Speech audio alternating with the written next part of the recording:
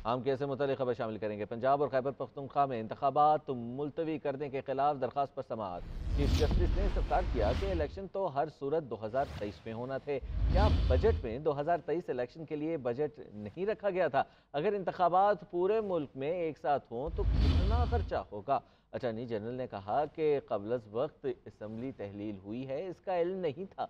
इंतखाबात के लिए बजट आइंदा माली साल में रखना है। मुल्क भर में एक ही दफ़ा इंतखाबात हों तो 47 अरब रुपए खर्च होंगे। इंतखाबात अलग अलग हों तो 20 अरब रुपए इजाफी खर्च होगा। अपने नाज़रीन को बता रहे हैं पंजाब और खैबर पख्तूनख्वा में इंतखाबात मुलतवी करने के खिलाफ दरख्वास्त पर समाअत इस वक्त जारी है। मजीद क्या तफसीलात हैं, हमारे साथ मौजूद है मियाँ शाहिद, ब्यूरो चीफ इस्लामाबाद। जी मियाँ शाहिद, बताइएगा इस हवाले से।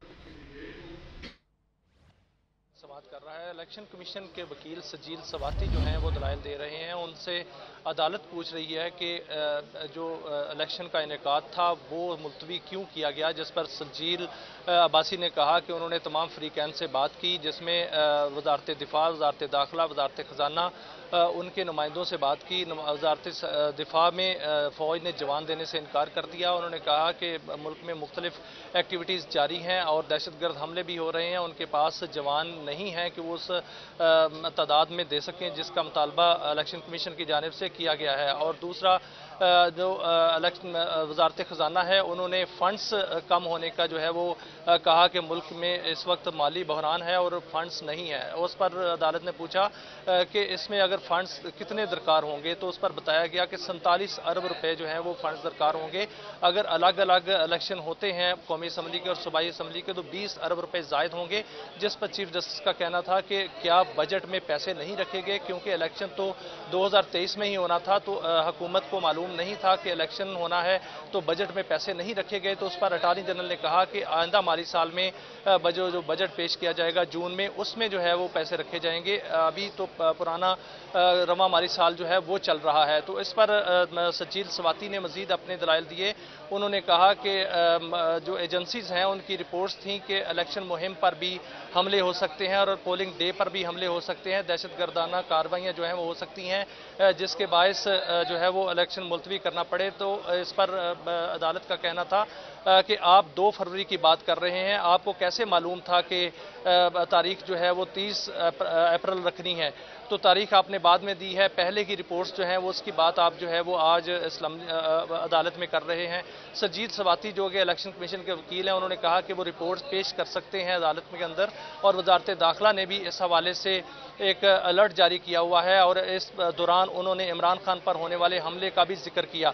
अभी इलेक्शन कमीशन के वकील जो हैं वो अपने दलाइल पेश कर रहे हैं और बता रहे हैं कि इलेक्शन कमीशन ने ये जो पंजाब में इलेक्शन होना था वो इल्तवा क्यों किया। और इलेक्शन और अदालत का एक सादा सा सवाल है कि क्या इलेक्शन कमीशन आज खुद जो है वो इस रद्दोबदल कर सकता है जब तारीख आ चुकी हो? तो उसकी जो है वो दलाइल जो है वो इलेक्शन कमीशन के वकील की जानिब से चल रही हैं। इससे पहले जब ये समाअत शुरू हुई तो जस्टिस जमाल मंदोखेल ने अपनी बयानात की वजाहत की।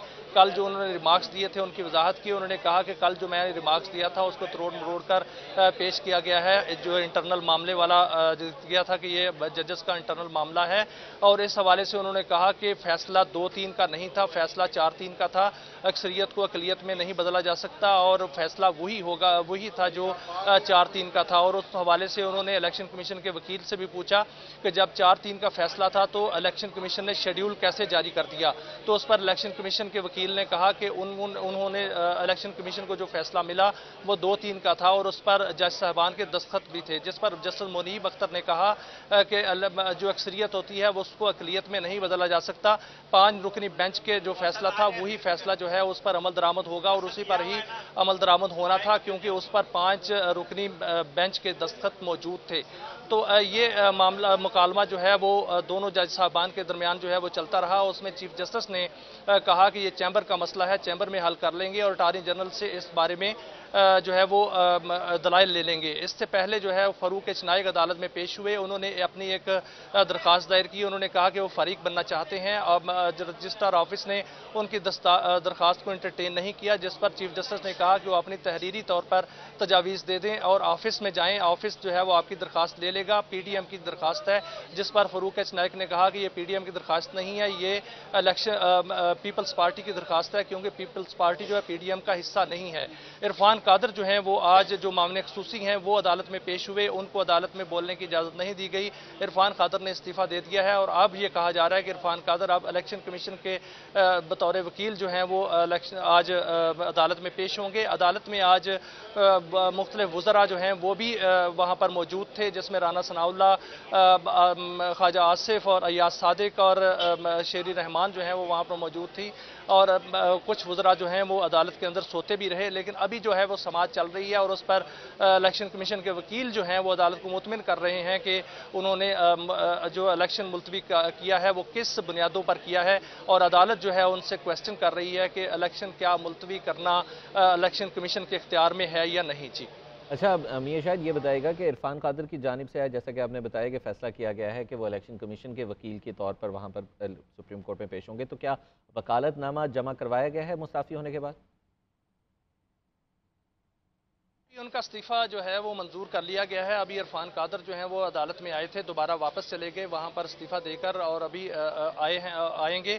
और अभी उसके आज की समाअत में तो उनका वकालतनामा जो है वो एक्सेप्ट नहीं होगा। अगली समाअत में जो है उनका वकालतनामा जो है वो एक्सेप्ट किया जाएगा। हो सकता है कि सजील सवाती जो हैं वो अदालत से इस्तदा करें कि उनके दलाइल जो हैं वो मज़ीद जारी रहेंगे। तो अगली समाअत कल जो होगी, क्योंकि अदालत जो है वो उन्होंने कल वाज़ेह किया था कि समाअत जो है डे टू डे होगी, इस मामले को लंबा नहीं खींचेंगे।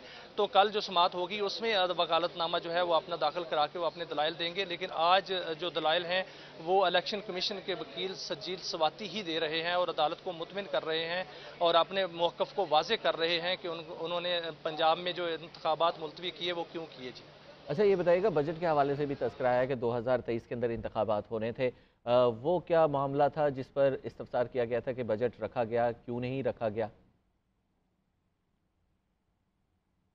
जो सजील सवाती हैं वो मुख्तलिफ हवालों से दलाइल दे रहे हैं। जब बात आई वजारत ख़जाना की जानिब से बजट की, तो उसमें उन्होंने बताया कि वजारत ख़जाना के जो नुमाइंदगान थे उन्होंने कहा था कि हमारे पास बजट नहीं है, क्योंकि इस पर जो है वो काफ़ी बजट जो है वो इस्तेमाल होगा। तो उस पर चीफ जस्टिस ने पूछा कि कितना बजट इस्तेमाल होगा, तो उन्होंने बताया कि 47 अरब रुपए लगेंगे, और अगर अलग अलग इलेक्शन होते हैं तो 20 अरब रुपए ज़्यादा लगेंगे। तो जिस पर चीफ जस्टिस ने कहा कि क्या हुकूमत को मालूम नहीं था कि 2023 में इलेक्शन होना है, तो उन्होंने बजट में क्या पैसे रखे हैं, कितने पैसे रखे हैं, क्योंकि इलेक्शन तो 2023 में ही होना था, तो इलेक्शन बजट में पैसे तो रखे होंगे। तो उस पर अटॉर्नी जनरल ने कहा कि बजट जो है वो अगले माली साल का जून जुलाई में आना है, जिसमें जो है वो पैसे रखे जाएंगे। अभी जो रवा माली साल का बजट है वो उसमें इलेक्शन के पैसे नहीं रखे गए, क्योंकि किसी को मालूम नहीं था कि 2 असम्बलियाँ पहले तहलील हो जानी है। 2 असम्बलियाँ तहलील होने के बायस से ये बहरान जो है वो पैदा हुआ है, और यही वजह है कि बजट जो है वो इलेक्शन के लिए बहुत नहीं रखा शुक्रिया गया। शाहिद, आप हमें तफसीलात से आगाह कर रहे थे। उनका इस्तीफा जो है वो मंजूर कर लिया गया है। अभी इरफान कादर जो हैं वो अदालत में आए थे, दोबारा वापस चले गए वहाँ पर इस्तीफा देकर, और अभी आएंगे।